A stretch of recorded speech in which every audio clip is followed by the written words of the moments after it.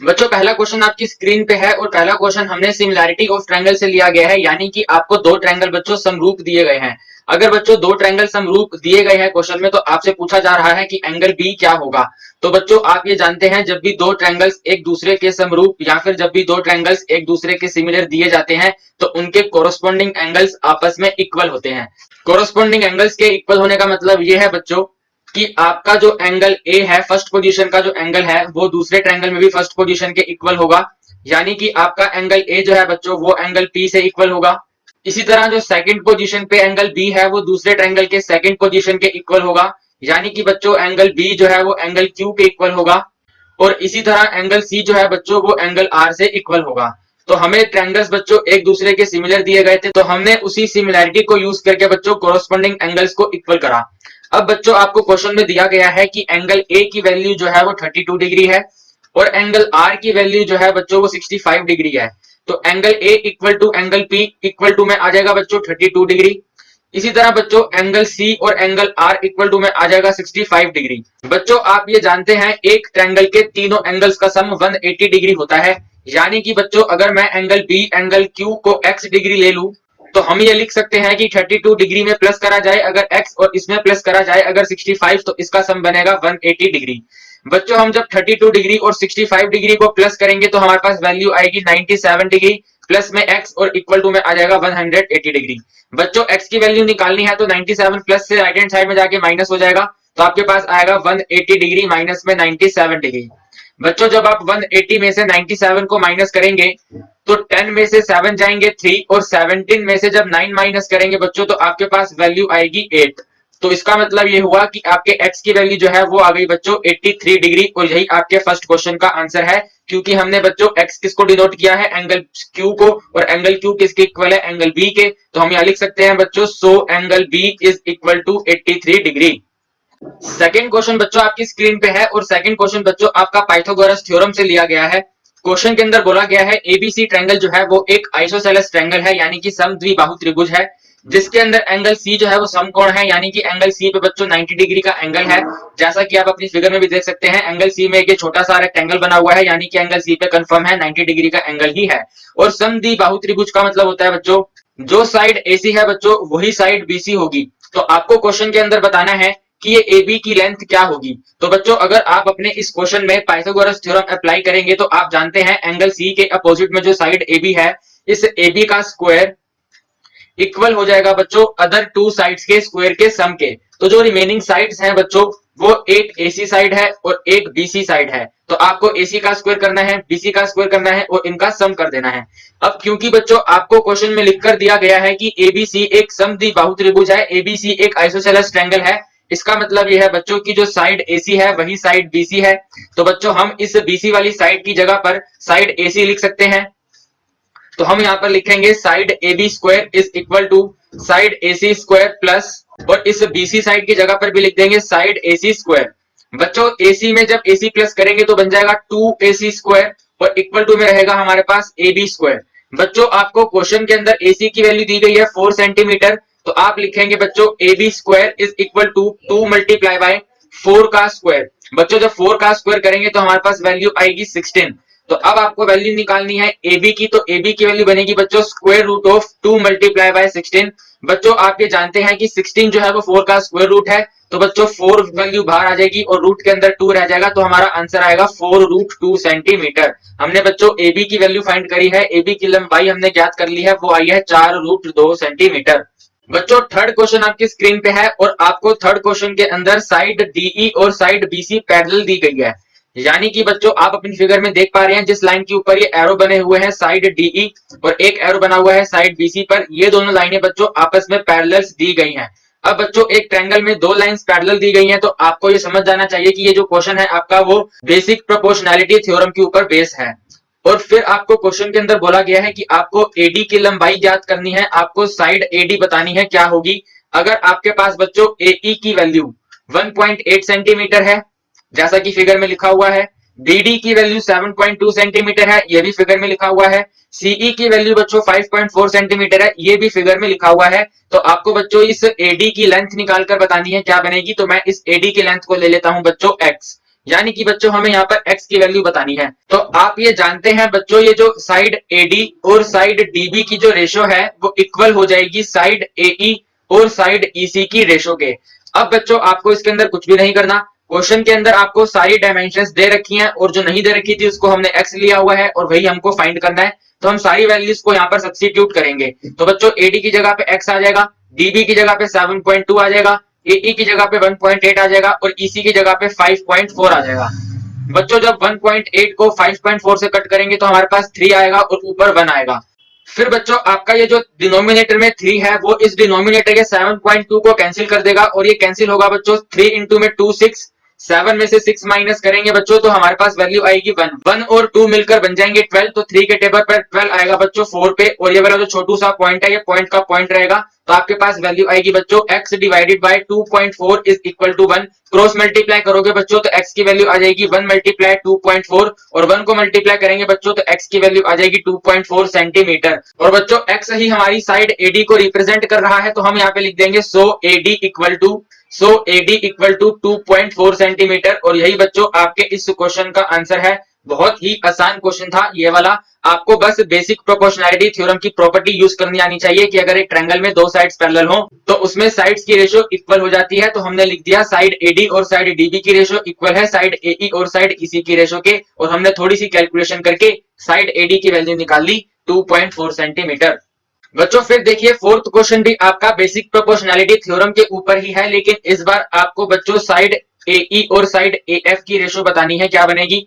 और इसके लिए बच्चों आपको साइड GC और साइड BD पैरेलल दी गई है, और बच्चों साइड GE और साइड BF पैरेलल दी गई है, और आपको AC की वैल्यू 3 सेंटीमीटर दी गई है, आपको साइड CD की वैल्यू 7 सेंटीमीटर दी गई है। अगर हम बच्चों अपनी फिगर में देखें तो हमारे पास GC वाली साइड ये रही, ये साइड GC जो है इस वाली साइड BD के पैरेलल बोली गई है। इसी तरह बच्चों ये जो साइड GE है ये वाली साइड इस BF वाली साइड के पैरेलल बोली गई है, और आपको बच्चों इस AE वाली साइड की रेशो इस पूरी कंप्लीट AF वाली साइड से फाइंड करनी है, क्या बनेगी। क्वेश्चन को आप जरा ध्यान से पढ़ेंगे बच्चों, आपको एक छोटी साइड की रेशो निकालनी है बड़ी वाली साइड के। तो बच्चों इस क्वेश्चन के अंदर हम अपने फर्स्ट वाले ट्रायंगल और अपने सेकंड वाले ट्रायंगल दोनों में बेसिक प्रोपोर्शनैलिटी थ्योरम का यूज करेंगे। तो ध्यान से देखिएगा बच्चों, सबसे पहले मैं आपके लिए फर्स्ट वाले ट्रायंगल की फिगर बना रहा हूं। बच्चों आप ध्यान से देखिए, आपके फर्स्ट वाले ट्रायंगल की फिगर इसी तरह से हमें क्वेश्चन में दी गई है। साइड AC की वैल्यू दी गई है 3 सेंटीमीटर और साइड CD की वैल्यू दी गई है 7 सेंटीमीटर। मैंने आपके लिए फिगर को रोटेट कर कर बनाया है। और बच्चों क्वेश्चन के अंदर हमें बोला गया है ये जो साइड GC है बच्चों ये साइड BD के पैरेलल है। तो बच्चों ये दोनों साइड्स आपस में पैरेलल हैं, तो इसका मतलब ये है कि जो साइड AG है और साइड AB है इसकी रेशो, तो हम यहाँ लिखेंगे side AG divided by side AB is equal to. बच्चों मैंने पहले छोटी साइड ली और फिर बड़ी साइड ली, तो इस बार भी बच्चों आप पहले छोटी साइड लोगे यानी कि AC और फिर बड़ी साइड लोगे यानी कि AD। तो आप यहाँ लिखोगे इक्वल टू में side AC divided by side AD। और आप ये जानते हैं बच्चों आपको साइड AC की वैल्यू दी गई है 3, और बच्चों AD जो है वो 3 प्लस में 7 करके बनेगी, यानी हमारे पास वैल्यू आ जाएगी 3 डिवाइडेड बाय 10, और ये आ गई बच्चों आपकी इक्वेशन नंबर 1। तो बच्चों अभी तक आपने अपने फर्स्ट ट्रायंगल से side AG divided by side AB, एक छोटी साइड और एक बड़ी साइड की वैल्यू निकाली है 3 डिवाइडेड बाय 10, और इसको आपने लिया है इक्वेशन नंबर 1। फिर बच्चों हम जब सेकंड ट्रायंगल में जाएंगे तो हम सेकंड ट्रायंगल की फिगर को भी यहाँ पे एक बार अलग से बनाते हैं। इस ट्रायंगल के अंदर बच्चों आपको साइड GE ये वाली और ये साइड BF बेस पैरेलल बोला गया है। तो बच्चों अगर ये दो साइड्स आपस में पैरेलल है तो जैसे हमने पहले वाले ट्रायंगल में एक छोटी साइड और एक बड़ी साइड की रेशो लिखी है, सेम टू सेम वैसे ही यहाँ पर लिखेंगे। तो बच्चों जो छोटी साइड लेंगे वो AG आएगी, तो बड़ी साइड लेंगे तो वो साइड AB आएगी। तो हम यहाँ लिखेंगे side AG divided by side AB is equal to. इसी तरह बच्चों जब आप A से E पे जाओगे तो ये AE जो है छोटी साइड है तो साइड AE ऊपर आएगा, और बच्चों जब आप A से F तक जाओगे ये बड़ी साइड है तो ये AF नीचे आएगा, तो ये इक्वल बन जाएगा side AE divided by side AF के। और प्यारे बच्चों आपने इक्वेशन नंबर 1 में AG और AB की रेशो निकाली है 3/10, तो आप इसकी जगह पे लिख देंगे बच्चों 3 डिवाइडेड बाय 10, और इसकी वैल्यू इक्वल आ जाएगी बच्चों side AE divided by side AF के। और बच्चों आपको यही निकालना था कि साइड AE और AF की रेशो क्या है। तो बच्चों साइड AE और AF की रेशो है 3 डिवाइडेड बाय 10। यही आपके इस क्वेश्चन का बच्चों आंसर है। बच्चों फिर देखिए फिफ्थ क्वेश्चन आपको एरियाज के ऊपर दिया गया है। आपको रेशो फाइंड करनी है ABC ट्रायंगल की और ADE ट्रायंगल की। और इसके लिए बच्चों आपको क्वेश्चन के अंदर साइड डीई और साइड बीसी पैरेलल बोली गई है, और बच्चों आपको एडी की वैल्यू दी गई है 1 सेंटीमीटर, और बच्चों आपको बीडी की वैल्यू दी गई है 2 सेंटीमीटर। तो बच्चों आप यहाँ पे लिखेंगे एरिया ऑफ ट्रायंगल एबीसी हमें पहले चाहिए, तो ये ऊपर आएगा, और डिवाइडेड बाय, रेशो का मतलब डिवाइड करना होता है, और इसके डिनोमिनेटर में आएगा एरिया ऑफ ट्रायंगल एडीई। बड़े वाला ट्रायंगल जो है बच्चों वो ऊपर आएगा, और छोटे वाला ट्रायंगल जो है बच्चों को नीचे आएगा। अब आप कहेंगे सर छोटा बड़ा कैसे, तो आप ये देखिए बच्चों, ये जो पॉइंट ए से पॉइंट बी वाली साइड है ये बड़ी साइड है, और पॉइंट ए से पॉइंट डी वाली साइड है ये छोटी साइड है। तो ये एडीई ट्रायंगल जो है बच्चों ये छोटा ट्रायंगल है, और ये जो एबीसी है बच्चों ये एक बड़ा ट्रायंगल है। तो क्वेश्चन के अंदर बड़ा ट्रायंगल पहले चाहिए, छोटा ट्रायंगल बाद में चाहिए। इसके बाद बच्चों आपको क्वेश्चन के अंदर एडी की वैल्यू दी गई है 1 सेंटीमीटर, और साइड बीडी की वैल्यू दी गई है 2 सेंटीमीटर। तो आप ये जानते हैं बच्चों, जब भी आपको एरिया फाइंड करना होता है तो वो साइड्स का स्क्वायर होता है। अगर बच्चों एरिया साइड्स का स्क्वायर होता है तो वो साइड से ट्रायंगल की ली जाती हैं। तो आप ये जानते हैं कि हम यहाँ पर लिखेंगे ट्रायंगल एबीसी से साइड एबी और ट्रायंगल एडीई से साइड एडी, और इनका करेंगे होल स्क्वायर। बच्चों आपको एडी की वैल्यू तो दी गई है 1 सेंटीमीटर, तो आपके डिनोमिनेटर में तो आसानी से आ जाएगा 1, और आप इसका कर देंगे स्क्वायर। लेकिन बच्चों आपको साथ में लिखना है एबी, और आप ये जानते हैं बच्चों ये जो साइड एबी है ये 2 पार्ट्स से मिलाकर बनी हुई है, एक एडी और एक डीबी, और आपको इन दोनों की ही वैल्यू दी गई है, एडी 1 है और डीबी 2 है। 1 + 2 करोगे तो आपके पास 3 सेंटीमीटर आएगा, यानी कि बच्चों एबी की वैल्यू है 3। अब आप इनका स्क्वायर करेंगे बच्चों, तो 3 का स्क्वायर 9 और 1 का स्क्वायर 1। तो आप लास्ट में लिख देंगे बच्चों रेशियो इक्वल टू, आप लास्ट में लिखेंगे बच्चों रेशियो इक्वल टू 9:1। यही आपके इस क्वेश्चन का आंसर होगा। अब यहाँ पे जो कुछ बच्चे गलती करते हैं वो मैं उनको बताता हूँ। बच्चे इसका आंसर कई बार लिख देते हैं 1/9। वो 1/9 इसलिए लिखते हैं क्योंकि छोटे वाले ट्रायंगल को वो ऊपर लिख देंगे। तो बच्चों आप क्वेश्चन को ध्यान से पढ़ेंगे, आपको एबीसी ट्रायंगल पहले चाहिए और एडीई ट्रायंगल बाद में चाहिए। एडीई ट्रायंगल छोटा है तो छोटा ट्रायंगल डिनोमिनेटर में आएगा, एबीसी ट्रायंगल बड़ा है तो बड़ा ट्रायंगल न्यूमरेटर में आएगा। ये मैं अपने आप से नहीं बोल रहा, ऐसा क्वेश्चन में बोला गया है कि आपको बड़ा ट्रायंगल पहले लेना है और छोटा ट्रायंगल बाद में लेना है। फिर भी बच्चों अगर आप अपनी मनमानी करोगे, छोटे ट्रायंगल को पहले लोगे, तो आपका पूरा का पूरा क्वेश्चन गलत हो जाएगा। आप ऐसी गलती मत करना, क्वेश्चन को ध्यान से पढ़ना। जो ट्रायंगल पहले बोला गया है उसी ट्रायंगल की साइड पहले आएगी, और जो ट्रायंगल बाद में बोला गया है बच्चों उस ट्रायंगल की साइड बाद में आएगी। तो हमने इस क्वेश्चन का आंसर निकाला अपना 9:1। फिर बच्चों 6th क्वेश्चन देखिए। आपको इस क्वेश्चन का सॉल्यूशन करने के लिए बच्चों सबसे पहले इसकी फिगर बनानी पड़ेगी। तो फिगर बनाने के लिए बच्चों आपको क्वेश्चन में बोला गया है कि सबसे पहले तो आपके पास एक ट्रायंगल एबीसी है, और एबीसी ट्रायंगल का जो बेस है वो बीसी है, और हमने इस बीसी बेस के साइड डीई एक पैरेलल लाइन ड्रॉ करी है। तो बच्चों हम सबसे पहले इतने हिस्से को पढ़कर अपनी फिगर बनाना स्टार्ट करेंगे। तो स्टेटमेंट के अकॉर्डिंग हमें सबसे पहले एक ट्रायंगल बनाना है। तो हमने एक ये ट्रायंगल बनाया जिसका बेस लेना है बच्चों हमें साइड बीसी, और ए ऊपर आ जाएगा, तो हमारा ट्रायंगल एबीसी कंप्लीट हो गया। फिर बच्चों आपने इस साइड बीसी के एक पैरेलल लाइन ड्रॉ करी साइड डीई, तो इसके बीच में आएगी साइड डीई। फिर बच्चों क्वेश्चन के अंदर हमें साइड एबी और साइड बीडी की रेशो दी गई है 4 सेंटीमीटर, और हमें साइड सीई की वैल्यू दी गई है 2 सेंटीमीटर, और हमें बताना है बच्चों साइड एई की लेंथ क्या होगी। बच्चों देखिए जो आपको रेशो क्वेश्चन में दी गई है साइड एबी और साइड बीडी, अगर आप इसको अपने फिगर में देखेंगे तो पॉइंट ए से पहले आप बच्चों पॉइंट बी पे आएंगे, यानी कि बच्चों आपको एक बड़े वाले ट्रायंगल की साइड दी गई है एबी, और इसके साथ बच्चों आपको रेशो बोली गई है साइड बीडी की। और आप ये देख सकते हैं साइड बीडी जो है बच्चों वो बेस से बनना स्टार्ट हो रही है और डी तक जा रही है। जिस तरह से बच्चों क्वेश्चन के अंदर हमें side AB divided by side BD दिया गया है, इसी तरह बच्चों आपको इसके राइट हैंड साइड में जो साइड्स दी गई हैं उसकी रेशो यहाँ पे लिखनी है। तो बच्चों ये जो एबी वाली साइड है वो बड़े ट्रायंगल की साइड है, तो आप कहेंगे सर देखो बड़े वाले ट्रायंगल में राइट हैंड साइड में पॉइंट ए से लेकर पॉइंट सी तक एक साइड आ रही है, तो इसके न्यूमरेटर में तो आप लिख दो साइड एसी डिवाइडेड बाय। फिर बच्चों आपको बीडी के कोरोस्पोंडिंग साइड चाहिए, तो बीडी जो है बच्चों वो बेस बी से बनना स्टार्ट हुआ था, इसी तरह बच्चों बेस सी से जो लाइन बननी स्टार्ट होगी वो साइड बनेगी हमारी साइड ई तक, यानी कि बच्चों एसी के डिवीजन में आएगा हमारे पास साइड ईसी या फिर साइड सीई। तो हम यहाँ लिखेंगे side AC divided by side CE. इसके बाद बच्चों क्वेश्चन के अंदर आपको दिया गया है कि साइड एबी और साइड बीडी की जो रेशो है वो 4 है इक्वल टू में साइड एसी हम फाइंड कर लेंगे डिवाइडेड बाय सीई की हमें वैल्यू दी गई है 2, तो सीई की जगह पे 2 क्रॉस मल्टीप्लाई करेंगे बच्चों, तो साइड एसी की वैल्यू आ जाएगी 8 सेंटीमीटर। अब बच्चों आप इस बात को ध्यान से देखना, अगर मैं यहाँ पे एक स्ट्रेट लाइन ड्रॉ कर दूं और मैं अगर इसको नाम लिख दूं साइड AC, तो आपने बच्चों पूरी की पूरी लेंथ फाइंड कर ली है 8 सेंटीमीटर। जिस 8 सेंटीमीटर में बच्चों एक यहाँ पे पॉइंट आ रखा है E, और आपको क्वेश्चन में बोला गया है ये जो साइड CE है ये सिर्फ और सिर्फ 2 सेंटीमीटर है। तो बच्चों मुझे ये बताओ, अगर पूरी की पूरी वैल्यू 8 है जिसमें से आधी वैल्यू 2 है, अगर पूरी की पूरी वैल्यू 8 है जिसमें से थोड़ा सा हिस्सा 2 है, तो रिमेनिंग कितना होगा? तो आप कहेंगे सर रिमेनिंग वैल्यू जो होगी वो 8 माइनस में 2 होगी, और 8 माइनस में 2 का मतलब 6 होगी। यानी कि बच्चों साइड AE की जो लेंथ है वो और कुछ नहीं बल्कि 6 सेंटीमीटर है। तो आप यहाँ लिख देंगे बच्चों so side AE is equal to 6 centimetre. और ये हमने निकाला कैसे? पूरी कंप्लीट AC की लेंथ में से हमने माइनस कर दिया CE की लेंथ को, यानी कि 8 माइनस में 2, जो निकल कर आया हमारे पास 6 सेंटीमीटर। देन बच्चों 7th क्वेश्चन आपका एरियाज ऑफ सिमिलर ट्रायंगल के ऊपर दिया गया है।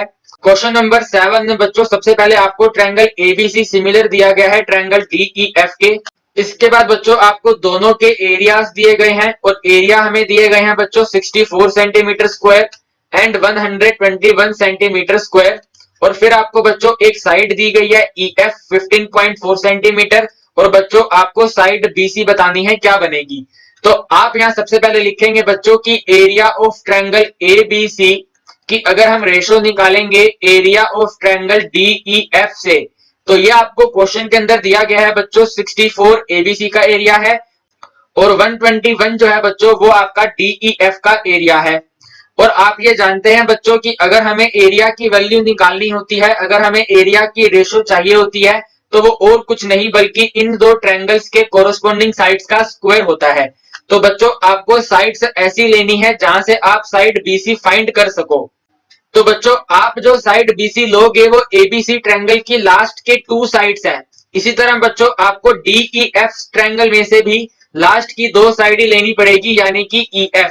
तो आप यहां लिखेंगे बच्चों ABC ट्रायंगल से साइड BC और DEF ट्रायंगल से साइड EF, इसका स्क्वायर करेंगे तो इक्वल आएगा हमारे पास 64 डिवाइडेड बाय 121।